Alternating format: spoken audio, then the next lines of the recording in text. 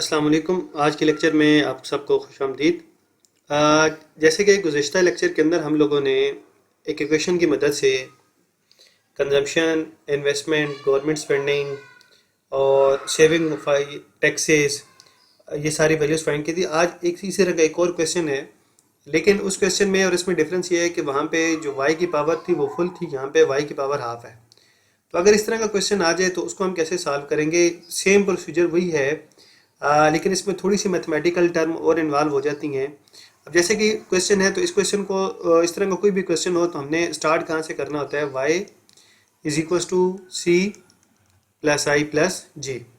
अब y is equal to C की जगह पे c की वैल्यू पुट कर देंगे, 25 plus 6y half plus 16 plus 14। ये i की वैल्यू आ गई और ये g की। तो y इज इक्वल टू ये 25 प्लस 16 प्लस 14, तो ये 30 प्लस 25 ये हो जाएगा आपके पास 55 प्लस 6y हाफ। अब इन दोनों को इक्वेशन के आप लेफ्ट हैंड साइड पे ले जाए, y minus 6y half minus 55 is equal to 0। अब यहाँ से इसको सॉल्व करने का दो मेथड है। एक तो ये है कि आप इस y हाफ को इक्वल टू x एज्यूम कर लें और इसको आप x के एज्यूम करके तो सॉल्व कर लें। दूसरा इसको जो सॉल्व करने का मेथड है वो ये है कि आप फैक्टराइजेशन कर लें या मिड टर्म ब्रेक कर लें। तो अगर हम इसको फैक्टराइजेशन से करते हैं तो वो कैसे, जैसे कि फैक्टराइजेशन का आपको पता है कि आपने इस नंबर की जगह पे कुछ ऐसे दो नंबर लिखने होते हैं जिनको आप प्लस और माइनस करें तो दोबारा यही नंबर बन जाए, और उन दोनों को मल्टीप्लाई करते हैं तो वो नंबर आए जो इन फर्स्ट और लास्ट को मल्टीप्लाई करके आता हो। यानी कि मुझे अब इसकी जगह पे एक ऐसे दो नंबर लिखने हैं जिनको मैं प्लस या माइनस करूं तो वो 6y हाफ बन जाए, और अगर मैं उन दोनों को मल्टीप्लाई करूं तो वो 55y बने और माइनस का साइन आता हो।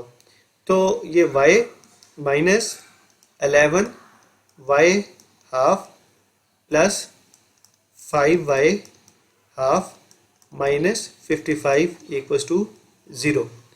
अब यहाँ भी देखें कि 11 में से जब मैं 5 माइनस करूँगा तो 6 आ जाएगा, और मैं 11 को 5 से मल्टीप्लाई करूँगा तो वो 55 भी आ जाएगा। तो वो दोनों कंडीशंस को यहाँ पे फुलफिल कर रहा है। अब जब हम कॉमन लेंगे तो यहाँ पे y की पावर फुल है यानी कि 1, और यहाँ y की पावर हाफ है यानी कि 0.5। तो इसका मतलब ये है कि y हाफ इसमें भी है और y हाफ इसमें भी है, तो यहाँ से हम क्या कर लेंगे, y हाफ को कॉमन ले लेंगे।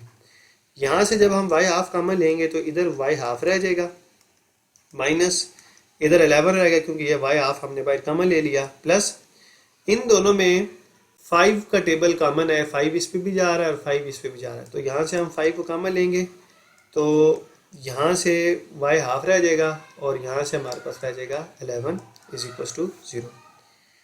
अब यहाँ पे भी y हाफ 11 माइनस 11 है, इधर भी y हाफ माइनस 11 है, तो हम इसको कॉमन ले लेंगे, y हाफ माइनस 11 और y half plus 5 is equal to 0। अब इन दोनों को 1 बाई 1 इक्वल टू 0 पुट करते हैं तो ये y half minus 11 is equal to 0, y half plus 5 is equal to 0।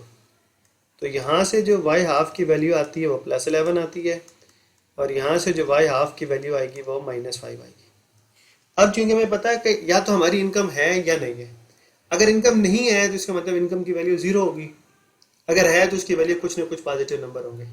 तो यहाँ पे एक इनकम आपके आप पास आ रही है नेगेटिव और एक आ रही है पॉजिटिव, तो हम हमेशा पॉजिटिव वाली इनकम की वैल्यू को लेंगे, नेगेटिव वाली को इग्नोर कर देंगे, क्योंकि इनकम होती है या नहीं होती, होती है तो उसकी वैल्यू होगी, नहीं होगी तो 0, वो नेगेटिव नहीं हो सकती। तो इसका मतलब हमारे पास जो इनकम की वैल्यू आ गई है वो है 11, लेकिन हमें इनकम की का एग्जैक्ट वैल्यू चाहिए, यानी कि y उसमें पावर 1 आता हो।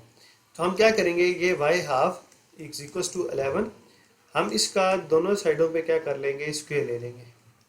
यहाँ से जब इसका स्क्वायर लेंगे तो ये y बन जाएगा, और यहाँ पे जो इनकम का आंसर आ जाएगा हमारे पास वो आ जाएगा 121। अब इसी तरीके से अगर हमें कंजम्पशन फाइंड करना हो तो कंजम्पशन के लिए हम क्या करेंगे, c is equal to 25 plus 6y half, तो 25 प्लस 6y हाफ, तो y is equal to 25 plus 6, y half की जगह पे जो y हाफ का आंसर हमने फाइंड किया था 11 पुट कर देंगे, तो ये 25 प्लस 66। तो C is equal to 66 plus 25 करेंगे तो ये हमारे पास कंजम्पशन की वैल्यू आ जाएगी। तो 66 प्लस 25, तो कंजम्पशन की यहाँ से जो हमारे पास वैल्यू आती है वो 91 आती है।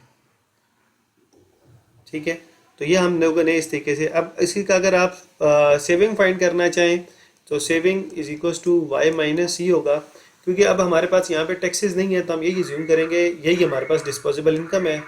तो इनकम हमारे पास आई थी 121, कंजम्पशन है हमारे पास 91, तो saving is equals to 121 minus 91 करेंगे, 121 माइनस 91, तो सेविंग की वैल्यू हमारे पास आ जाती है +30।